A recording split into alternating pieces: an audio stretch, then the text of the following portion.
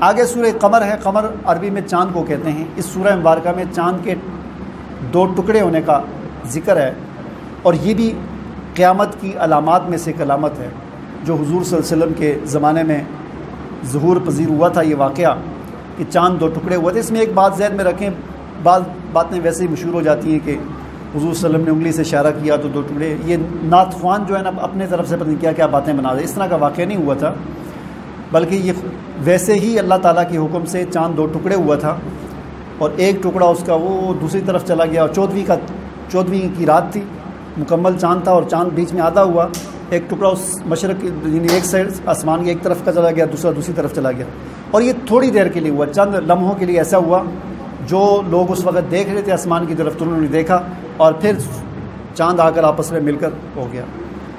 تو اقتربت الساعۃ، اللہ تعالیٰ فرماتے ہیں قیامت قریب آ گئی ہے۔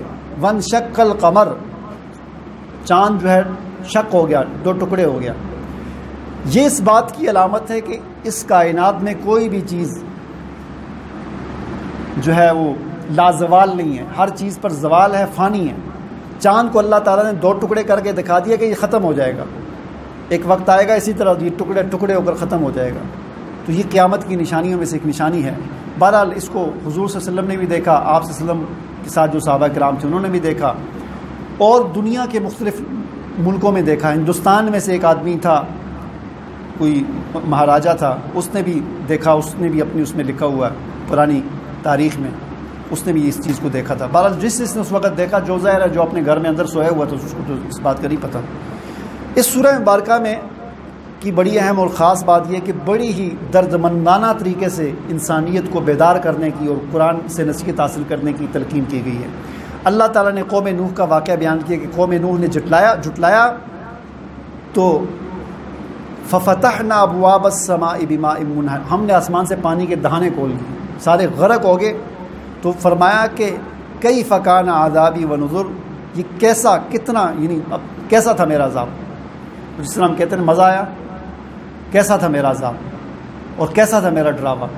وَلَقَدْ يَسَّرْنَا الْقُرْآنَ لِلذِّكْرِ فَهَلْ مِن مُدَّكِرٍ، ہم نے اس قرآن کو نصیحت حاصل کرنے کے لیے آسان بنایا ہے کوئی نصیحت حاصل کرنے والا؟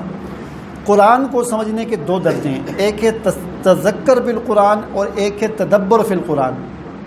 تدبر فی القرآن ہر بندہ نہیں کر سکتا، اس کے لیے بہت سارے علوم پڑھنے پڑتے ہیں، 12-13 علوم کے اندر جن کو مہارت ہوتی ہے وہ تدبر فی القرآن کر سکتے ہیں، بلکہ 12-13 علوم والی بات پرانی ہوگی، اب تو جدید علوم بھی جس کو آتے ہوں تو وہ صحیح طریقے سے جو ہے تدبر فی القرآن کر سکتا ہے۔ آپ تو یوں سمجھ لیں کہ 20-25 علوم جس کو آتے ہوں تو وہ بڑی صحیح طریقے سے تدبر فی القرآن کر سکتا ہے اور قرآن میں سے استنباط کر سکتا ہے مسائل کا۔ تو یہ ایک درجہ ہے تدبر فی القرآن۔ قرآن کی تفہیم کا دوسرا درجہ ہے تذکر بالقرآن، قرآن سے نصیحت حاصل کرنا۔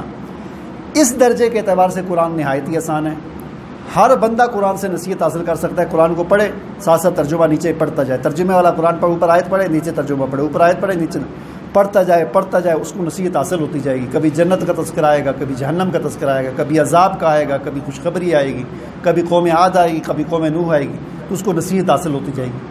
تو تذکر بالقرآن ہر کسی کو ہو سکتا ہے، اس لیے بار بار اس سورت میں 4-5 بار فرمایا کہ وَلَقَدْ يَسَّرْنَا الْقُرْآنَ لِلذِّكْرِ فَهَلْ مِن مُدَّكِرٍ، کہ ہم نے اس قرآن کو نصیحت حاصل کرنے کے لیے بہت آسان بنایا ہے، تو ہے کوئی نصیحت حاصل کرنے والا؟